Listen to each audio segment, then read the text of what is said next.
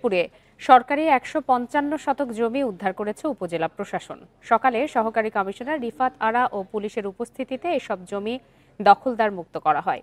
উপজেলা সহকারী কমিশনার রিফাত আরা জানান, স্থানীয় আব্দুল হান্নান ও তার সহযোগীরা দীর্ঘদিন ধরে ১ একর ৫৫ শতক সরকারি জমি ও পুকুর দখল করে রেখেছিল। তাদের নানাভাবে নিষেধ করা সত্ত্বেও দখল না ছাড়াই আজ ওই জমি ও একটি পুকুর দখলমুক্ত করা হয়েছে। এ সময় জমিতে থাকা ধান কেটে তা নিলামে বিক্রিও করা হয়েছে। এসব জমির বিষয়ে পরে সিদ্ধান্ত নেওয়ার কথা জানিয়েছে সহকারী ভূমি কমিশনার। দখলমুক্ত করার পর সেখানে সাইনবোর্ড ও লাল পতাকা টানিয়ে দিয়েছে প্রশাসন।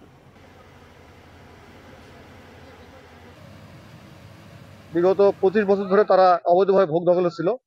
আমরা সহকারী কমিশনার ভূমির নির্দেশে আমরা আজকের এই ধান কাটা শেষ করে আমরা এই সরকারি জমি আজকে আমরা দখল নিলাম এবং এখানে প্রায় জমির পরিমাণ 3 বিঘাতে ধান লাগাইছে, পার্শ্ববর্তী বাড়িও আছে, সঙ্গে খাস পুকুরও আছে। খাস পুকুরে আমাদের সাইনবোর্ড মারা আছে। আমরা আজকে এটা দখলমুক্ত ঘোষণা করলাম। আমরা আমাদের ঊর্ধ্বতন কর্তৃপক্ষকে জানাবো যে এই জমির বিষয়ে কি সিদ্ধান্ত হতে পারে। যদি এমন হয় যে অ্যাকশন লিজ প্রক্রিয়ায় আমরা কাউকে দিতে পারি, সেক্ষেত্রে এটা আমাদের জেলার অনুমোদনের বিষয় আছে, জেলা প্রশাসকের অনুমোদনের বিষয় আছে।